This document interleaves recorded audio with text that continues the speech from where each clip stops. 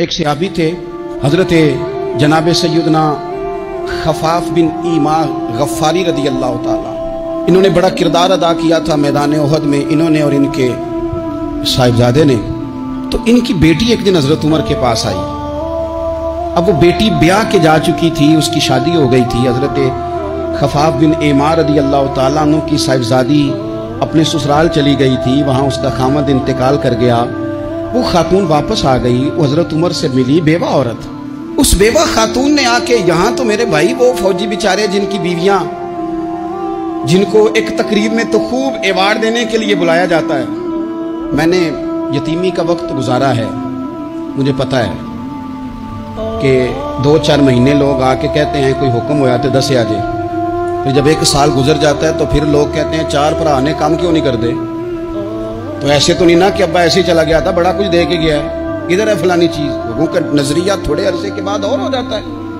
آپ نے بڑے بڑے شہداء کے گھروں میں ایوارڈ تو دیے، کیا کبھی آپ نے پلٹ کر دوبارہ غور کیا کہ ان کے بچے کہاں ہیں، ان کی بیوہ کس حال میں ہے، وہ زمانے کی تیز دھوپ اور تیز آندھی کا مقابلہ کیسے کر رہے ہیں؟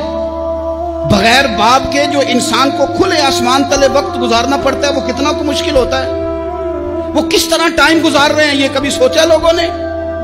یہاں تو نرنگیے سیاست دوران تو دیکھیے منزل انہیں ملی ہے جو شریک سفر نہ تھے، جو نکلے ہی نہیں تھے وہ منزل تک پہنچ گئے، اور جنہوں نے جوانیاں گزار دی وہ رستے میں رہ گئے۔ حضرت خفاف بن ایما کی صاحبزادی بیوہ ہو کے آ گئی، بچے ساتھ تھے، سر راہ جناب عمر سے ملی اور مل کے کہنے لگی حضور میں اس صحابی کی بیٹی ہوں جنہوں نے احد والے دن اپنے بیٹے کے ساتھ مل کے محاصرہ کیا تھا، بچے میرے یتیم ہو گئے ہیں، میں بیوہ ہوں۔ حضرت فاروق اعظم رضی اللہ تعالیٰ عنہ نے فہرست نہیں مانگی، خرچے کی ڈیٹیل نہیں مانگی، تم آنا فلانے سے ملنا، پرسوں 9 بجے آ جانا دفتر، یہ کوئی بات نہیں کی۔ حضرت عمر غور سے کھڑے، اس بیٹی کی بات سنی، چھم چھم سیدنا فاروق کی آنکھوں سے آنسو گرے، دوڑ کے گھر گئے، ایک اونٹ نکالا، وہاں سے مال غنیمت کا مال کے بھر کے 2 بوریاں، اور بوریوں میں کیا تھا؟ چاندی بھی تھی، نقدی پیسے بھی تھے، کچھ ضرورت کا سامان بھی تھا، غلہ بھی تھا۔ 2 بوریاں بھر کے اونٹ پہ رکھ کے خود لگام اس بیٹی کے ہاتھ میں تھما کے کا پتر سامان بھی تیرا ہے، اونٹ بھی تیرا ہے، اور یہ نہ سمجھنا یہی کچھ تجھے دیا ہے، جب یہ ختم ہوگا تو رب تیرے لیے اور بندوبست فرمائے گا۔ کیا مانا؟